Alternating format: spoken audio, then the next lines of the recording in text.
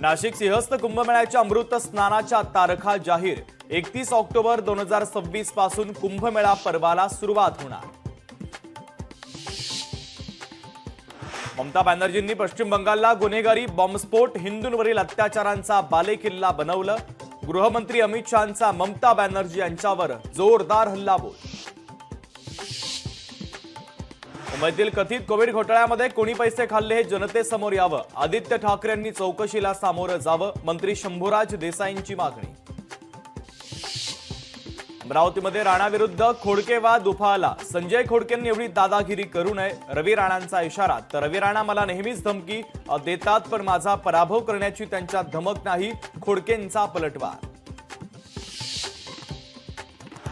राज्यातील जेलमधील कैद्यांना निकृष्ट दर्जाचा आहार, कोट्यवधी रुपयांचा घोटाळा, एकनाथ खडसेंचा आरोप। तर विधानसभेत आवाज उठवण्याचा दिला इशारा।